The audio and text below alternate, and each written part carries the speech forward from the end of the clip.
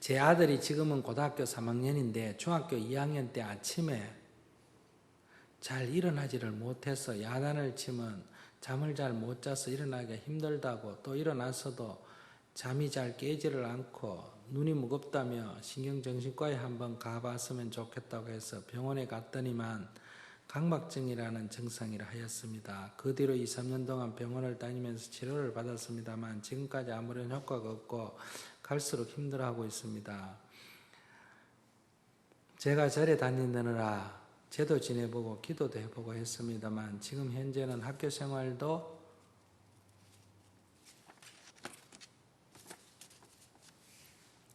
친구 관계도 일상생활도 제대로 이루어지질 않고 피의식이 많아서 가끔씩 화도 내고 분노도 못 참고 터뜨릴 때가 있습니다.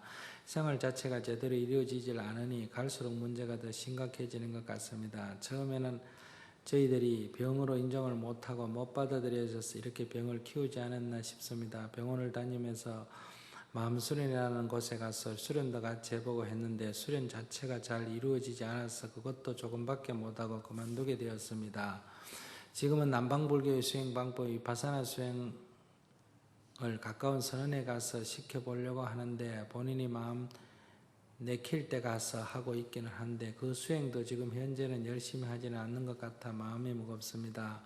저는 스님의 책을 읽고 20년 넘게 절에 다녔지만 자식이 이렇게 힘들 때 마음을 챙길 수가 없었는데 지금은 스님 덕분에 많이 달라졌다고 생각합니다. 제가 엄마로서 지금 이 순간에 이 아이를 위해서 어떻게 도와야 어떻게 이끌어가는 것이 지혜로운 것인지 모르겠습니다. 이 아이가 좋아져서 올바른 삶을 살 수 있게 하기 위해서 도움이 될 만한 수행 방법이 있으면 하고 간절히 바랍니다. 스님 저를 좀 도와주세요. 이 아이를 꼭 지키고 싶습니다. 내용도 글씨도 또 썩 없어서 죄송합니다. 스님을 직접 뵌 적은 없지만 책으로 만나는 스님의 법문 한 말씀 한 말씀이 너무 감사해서 스님만 생각해도 눈물이 나는 그러하기에 부끄러움 없기 다짐하면서 부처님의 법을 통해 힘들지만 어리석음보다는 지혜롭게 힘든 생활을 잘 극복해 나갈 수 있기를 간절히 소망하는 마음에 아픈 아들이 세상에서 이로운 사람으로 살아갈 수 있기를 간절히 소망하는 불자들임.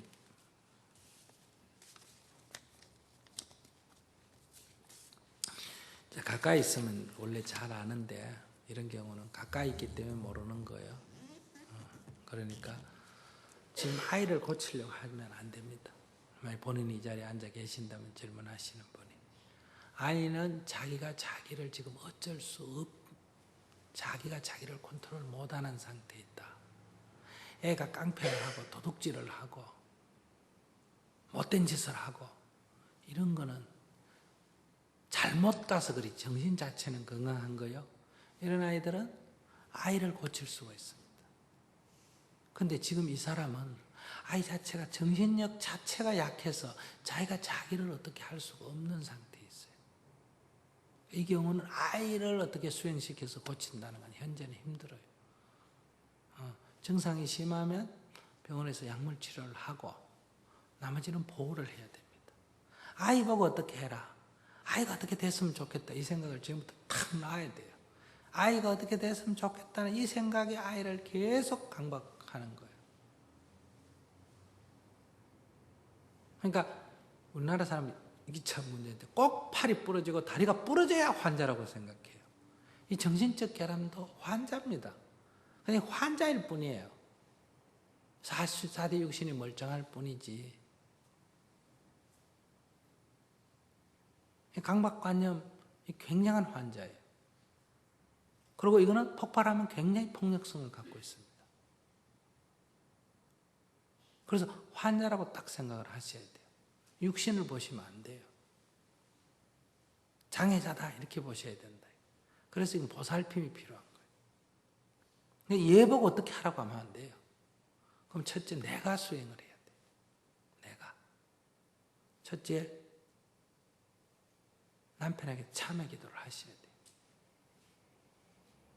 부부간의 갈등이 결국 아이의 이러한 강박관념의 근본 원인이에요. 아이를 배우거나 아이를 어릴 때 키울 때 나의 그 심리적인 억압, 그 미움, 분노 좌절 이런 것들이 아예 이런 강박관념이 주 원인입니다. 그러니까 이것은 아이 보고 더 이상 문제 삼지 말고 남편에 대해서 참회 기도를 해야 돼요. 첫째가. 그리고 두 번째, 자신이 건강해야 돼요. 이런 아이가 4대 육신이 멀쩡한데 이런 아이를 내가 봐내기가 어려워요. 자꾸 기대하게 돼요. 좋아졌으면 이렇게. 그러니까 기도도 하고 굿도 하고 명상센터도 데려가고 어디도 데려가고 어디로 누를 고치려 한다. 아이를 뜯어 고치려고 하는 거예요. 자기를 고쳐야 돼요. 그래서 두 번째는 본인이 계담장에 안 갔다 오시면 먼저 계담장에 빨리 갔다 오세요. 그리고 기도문을 받아가 아침에 기도를 하세요. 애는 건드리지 말고. 적어도 한 3년 해야 돼요. 그래서 나의 이 수행의 훈기로 이 아이가 감화를 받아서 변화가 일어나야 돼요. 안 그러면 이거 거의 지금 구제불능이 됩니다. 좀 더 가면. 지금같이 이런 심정으로는 안 됩니다. 해결을 못하면 이건 더 악화시켜요. 평생 끌고 다녀도 안 돼요.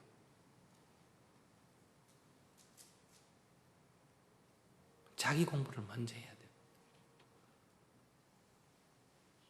그래서 이런 아이를 돌볼 수 있는 저기 거제도에 가면 애광왕이라고 완전히 지체부자주와 말도 못하고 정신도 없는 그런 사람만 몇백 명 보살핀 사람이 있죠. 그런 사람들은 다 제 아이도 아닌데도 다 버린 사람, 제 자식을 버린 사람을 줘서 다 키운 사람도 있어요. 그런 정신력이 있어야 돼요. 그 모든 걸 다 감사할 수 있는 힘이 있어야 돼요. 애를 원망하거나 애를 나무래거나 힘들어하거나 기대를 갖거나 이런 게 딱 없어져야 돼요. 그런 정신력이 딱 있어야 이게 감화를 받아가 다시 솟아날 수가 있지. 계속 지금 이 질문 자체는 애가 어떻게 됐으면 하는 거기 때문에 애가 계속 더 정신적으로 억압을 받는단 말이에요.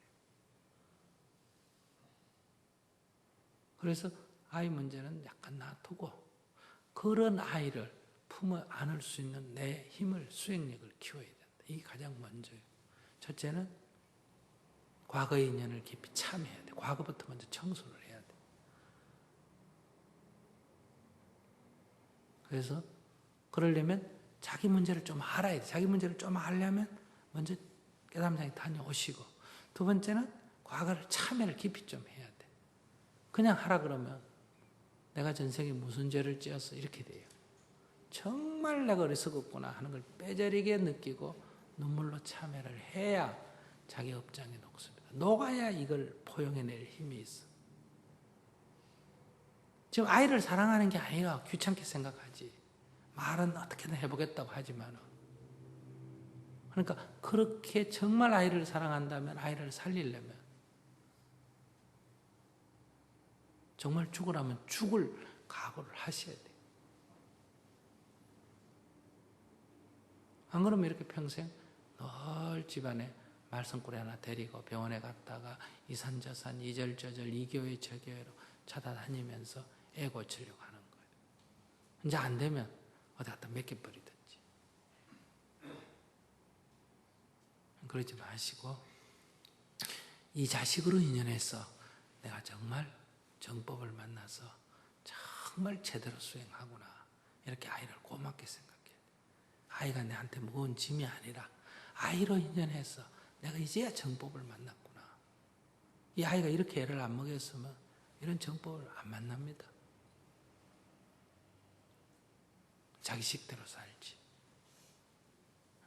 그래서 다시 얘기하지만은 먼저 깨달음장부터 갔다 오시고, 갔다 왔다면 수행 어떻게 하는지 기도문 받아서 정진하시고, 그 다음에 한 3년 하셔야 돼요. 그리고 그 아이 타령하는 건 이걸로 충분해요. 그렇게 정진하면서 가끔 상담을 하셔서 정진이 힘들 때 넘어지고 할 때 다시 일어나고 다시 일어나서 정진을 하셔야 돼요. 그래야 첫째, 아이가 어떻게 되든 내가 건강한 사람이 되고, 두 번째는 그 훈기로 아이들 좀 좋아질 수가 있습니다.